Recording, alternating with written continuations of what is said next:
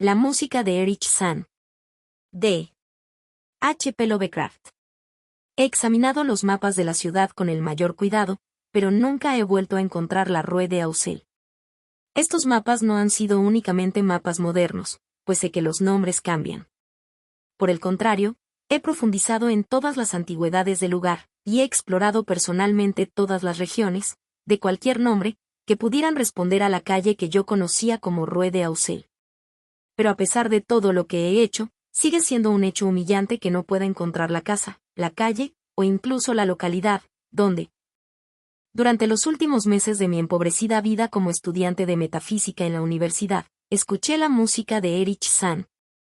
Que mi memoria esté rota no me extraña, pues mi salud, física y mental, estuvo gravemente perturbada durante todo el periodo de mi residencia en la calle de Auxel.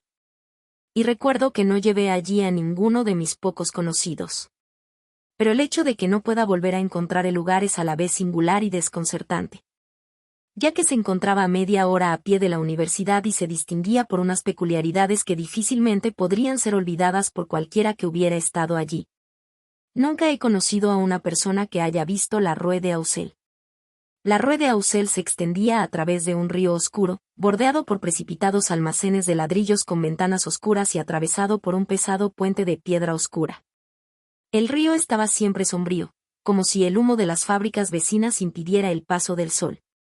El río era también oloroso con hedores malignos que nunca he olido en otro lugar, y que algún día podrían ayudarme a encontrarlo, ya que los reconocería enseguida. Más allá del puente había calles estrechas y empedradas con raíles, y luego venía la subida, al principio gradual, pero increíblemente empinada al llegar a la Rue de Auxel. Nunca he visto otra calle tan estrecha y empinada como la Rue de Auxel. Era casi un acantilado, cerrado a todos los vehículos, que consistía en varios tramos de escaleras, y que terminaba en la parte superior en un alto muro cubierto de hiedra. Su pavimento era irregular, a veces con losas de piedra, a veces con adoquines, y a veces con tierra desnuda con una vegetación gris verdosa que se resistía.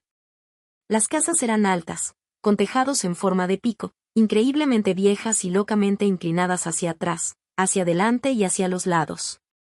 De vez en cuando, un par de casas opuestas, ambas inclinadas hacia adelante, casi se encontraban al otro lado de la calle como un arco, y ciertamente, mantenían la mayor parte de la luz del suelo de más abajo.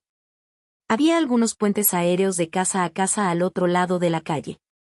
Los habitantes de esa calle me impresionaron de manera peculiar. Al principio pensé que era porque todos eran silenciosos y reticentes, pero después decidí que era porque todos eran muy viejos. No sé cómo llegué a vivir en una calle así, pero no era yo mismo cuando me mudé allí. Había estado viviendo en muchos lugares pobres, siempre desalojado por falta de dinero, hasta que por fin di con aquella casa tambaleante de la calle de Auxel que mantenía el paralítico Blandot. Era la tercera casa desde lo alto de la calle, y con mucho la más alta de todas. Mi habitación estaba en el quinto piso, la única habitación habitada, ya que la casa estaba casi vacía. La noche que llegué oí una música extraña procedente de la buhardilla, y al día siguiente le pregunté al viejo Blandot por ella. Me dijo que se trataba de un viejo violero alemán, un extraño mudo que firmaba como Erich Sand, y que tocaba por las noches en una orquesta de teatro barata. Añadiendo que el deseo de Sand de tocar por la noche después de su regreso del teatro era la razón por la que había elegido esta buhardilla elevada y aislada, cuya única ventana del frontón era el único punto de la calle desde el que se podía mirar por encima de la pared final el declive y el panorama más allá. A partir de entonces, escuché a Sand todas las noches y, aunque no me dejaba dormir, me atormentaba la rareza de su música. Aunque no conocía el arte, estaba seguro de que ninguna de sus armonías tenía relación con la música que había escuchado antes, y concluí que era un compositor de genio muy original. Cuanto más escuchaba, más me fascinaba, hasta que al cabo de una semana decidí conocer al viejo. Una noche, cuando regresaba de su trabajo, intercepté a Sand en el pasillo y le dije que me gustaría conocerlo y estar con él cuando tocara. Era una persona pequeña, delgada y encorvada, con ropas raídas, ojos azules, rostro grotesco y satírico, y cabeza casi calva, y ante mis primeras palabras pareció enfadado y asustado. Sin embargo, mi evidente simpatía acabó por ablandarlo, y me hizo un gesto de mala gana para que lo siguiera por la oscura, chirriante y desvencijada escalera del ático. Su habitación, una de las dos únicas de la empinada buhardilla, estaba en el lado oeste, hacia el alto muro que formaba el extremo superior de la calle. Su tamaño era muy grande, y parecía aún mayor por su extraordinaria aridez y abandono. En cuanto a los muebles, solo había un estrecho somier de hierro, un sucio lavabo, una pequeña mesa, una gran librería, un atril de hierro y 3 sillas anticuadas. Las hojas de música estaban apiladas en desorden por el suelo. Las paredes eran de tablas desnudas, y probablemente nunca habían conocido el yeso, mientras que la abundancia de polvo y telarañas hacía que el lugar pareciera más desierto que habitado. Evidentemente, el mundo de la belleza de Erich Sand se encontraba en algún lejano cosmos de la imaginación. Al indicarme que me sentara, el mudo cerró la puerta, giró el gran cerrojo de madera y encendió una vela para aumentar la que había traído consigo. Ahora sacó su violín de su apolillada funda y, tomándolo, se sentó en la menos incómoda de las sillas. No utilizó el atril, sino que, sin ofrecer ninguna opción y tocando de memoria, me encantó durante más de una hora con unas melodías que nunca había oído antes, unas melodías que debían ser de su propia invención. Describir su naturaleza exacta es imposible para alguien no versado en música. Eran una especie de fuga, con pasajes recurrentes de la más cautivadora calidad. Pero para mí eran notables por la ausencia de cualquiera de las extrañas notas que había escuchado desde mi habitación de abajo en otras ocasiones. Recordaba esas notas inquietantes, y a menudo las había tarareado y silbado de forma imprecisa, así que cuando el músico dejó su instrumento, le pregunté si podría interpretar algunas de ellas. Cuando comencé mi petición, el arrugado rostro de sátiro perdió la aburrida placidez que había poseído durante la interpretación. Y pareció mostrar la misma curiosa mezcla de ira y miedo que había notado cuando abordé por primera vez al anciano. Por un momento me sentí inclinado a usar la persuasión, considerando más bien a la ligera los caprichos de la senilidad. E incluso intenté despertar el humor más raro de mi anfitrión silbando algunas de las melodías que había escuchado la noche anterior. Pero no seguí este camino más que un momento, porque cuando el músico mudo reconoció el aire silbado, su rostro se distorsionó repentinamente con una expresión totalmente imposible de analizar, y su larga, fría y huesuda mano derecha se extendió para detener mi boca y silenciar la burda imitación. Al hacer esto, demostró aún más su excentricidad al lanzar una mirada asustada hacia la única ventana con cortinas, como si temiera a algún intruso, una mirada doblemente absurda, ya que la buhardilla se encontraba en lo alto y era inaccesible por encima de todos los tejados adyacentes, siendo esta ventana el único punto de la empinada calle, como me había dicho el conserje, desde el que se podía ver por encima del muro de la cima. La mirada del anciano me trajo a la mente el comentario de Blandot, y con cierta caprichosa sensación sentí el deseo de contemplar el amplio y vertiginoso panorama de tejados iluminados por la luna y las luces de la ciudad más allá de la cima de la colina. Que de todos los habitantes de la calle de Auxel solo este músico desgarbado podía ver. Me acerqué a la ventana y quise descorrer las anodinas cortinas, cuando, con una rabia aún mayor que la anterior, el mudo inquilino se abalanzó de nuevo sobre mí, esta vez haciendo un gesto con la cabeza hacia la puerta, mientras se esforzaba nerviosamente por arrastrarme hacia ella con ambas manos. Ahora, completamente disgustado con mi anfitrión, le ordené que me soltara, y le dije que me iría de inmediato. Su agarre se relajó, y al ver mi disgusto y mi ofensa, su propia ira pareció remitir. Volvió a tensar su relajante agarre, pero esta vez de forma amistosa, obligándome a sentarme en una silla. Luego, con una apariencia de melancolía, cruzó a la mesa desordenada, donde escribió muchas palabras con un lápiz, en el laborioso francés de un extranjero. La nota que finalmente me entregó era un llamamiento a la tolerancia y al perdón. Sand decía que era viejo, estaba solo y aquejado de extraños temores y trastornos nerviosos relacionados con su música y con otras cosas. Le había gustado que yo escuchara su música y deseaba que volviera a venir y que no le importaran sus excentricidades. Pero no podía tocar para otro sus extrañas armonías, y no soportaba oírlas de otro, tampoco podía soportar que otro tocara algo en su habitación. Hasta nuestra conversación en el vestíbulo no había sabido que yo podía escuchar su interpretación en mi habitación. Y ahora me preguntó si podía acordar con Blandot que tomara una habitación más baja donde no pudiera oírle por la noche. Escribió que pagaría la diferencia del alquiler. Mientras me sentaba a descifrar el execrable francés, me sentí más indulgente con el anciano.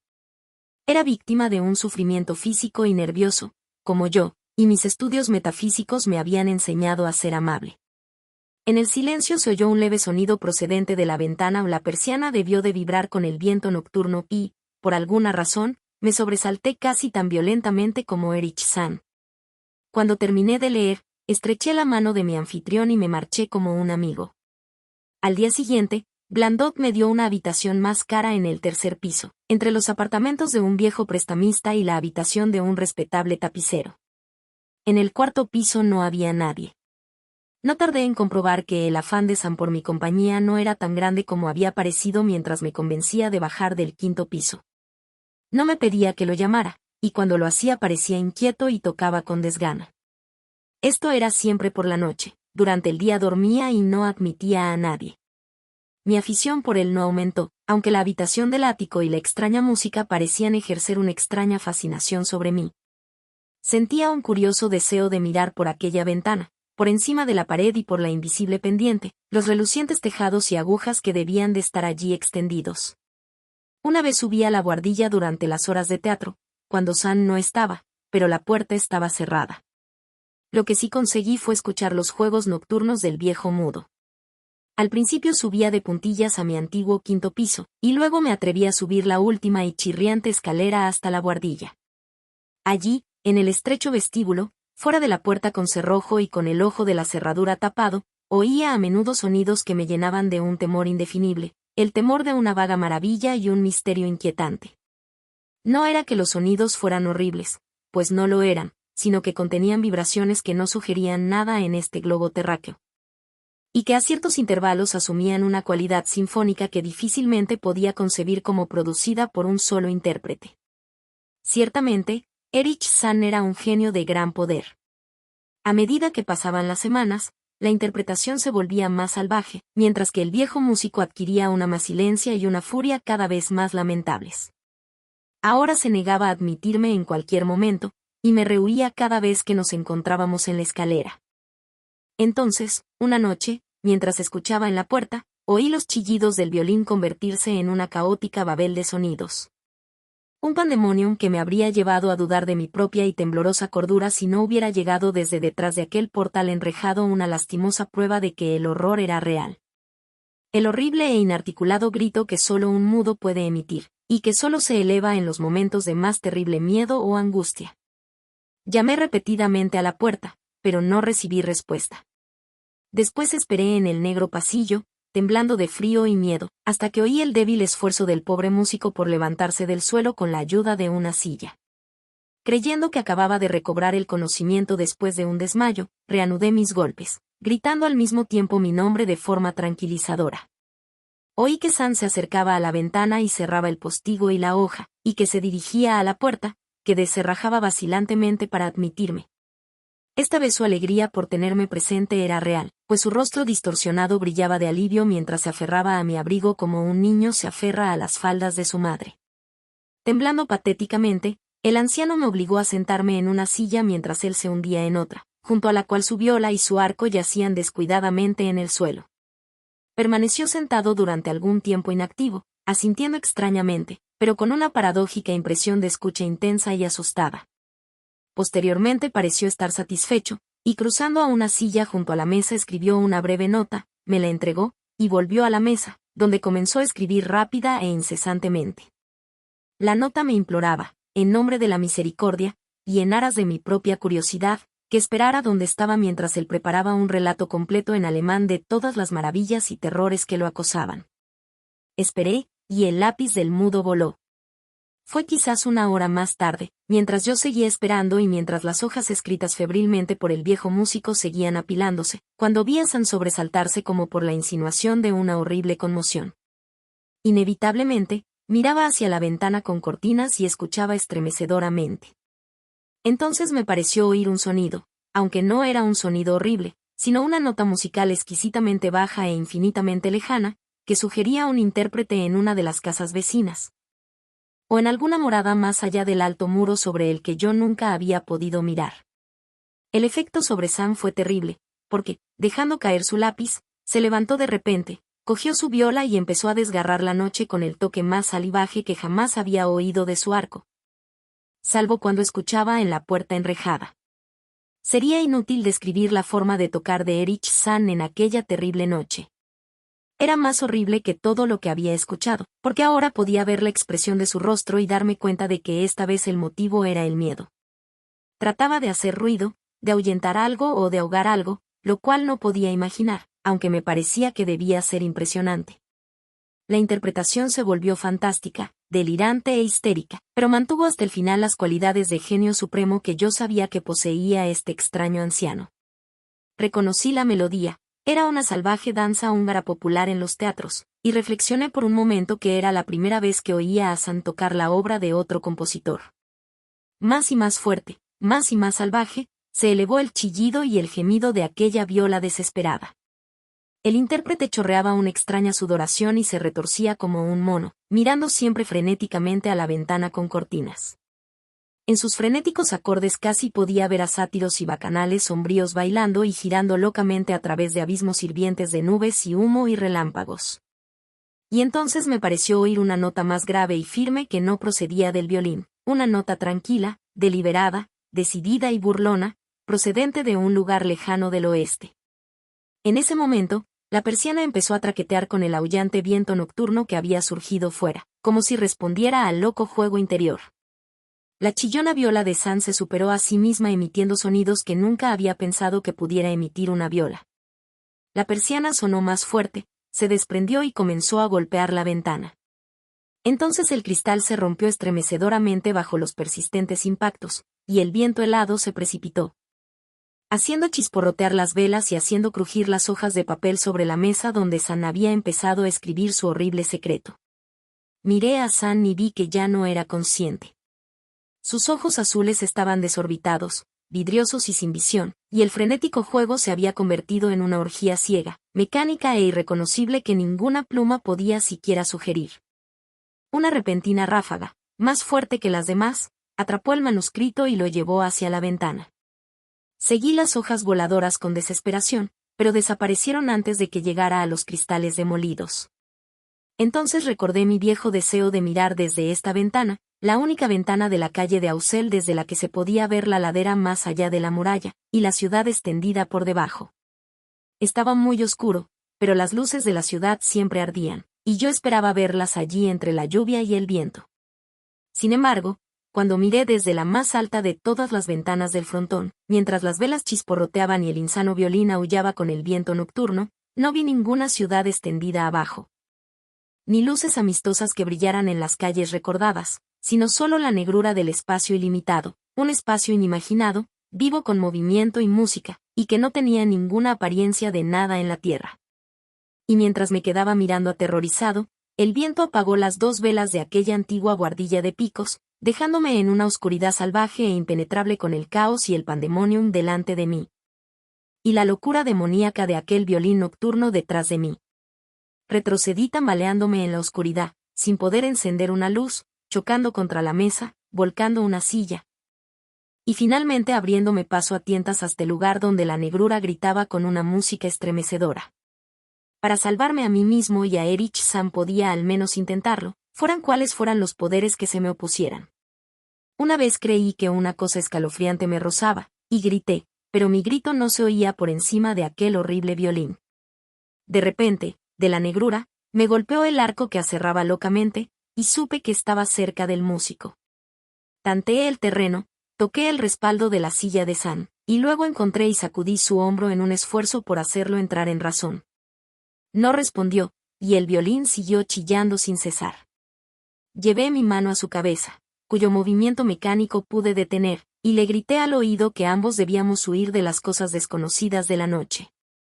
Pero él no me respondió ni disminuyó el frenesí de su música indecible, mientras que por toda la buhardilla extrañas corrientes de viento parecían bailar en la oscuridad y la babel. Cuando mi mano tocó su oreja, me estremecí, aunque no supe por qué hasta que sentí el rostro inmóvil, el rostro helado, rígido, sin respiración, cuyos ojos vidriosos sobresalían inútilmente en el vacío. Y entonces, por algún milagro, al encontrar la puerta y el gran cerrojo de madera, me lancé salvajemente lejos de aquella cosa de ojos vidriosos en la oscuridad. Y del macabro aullido de aquella maldita viola cuya furia aumentaba incluso mientras yo me lanzaba. saltando, flotando, volando por aquellas interminables escaleras a través de la casa oscura, corriendo sin sentido hacia la estrecha, empinada y antigua calle de escalones y casas tambaleantes.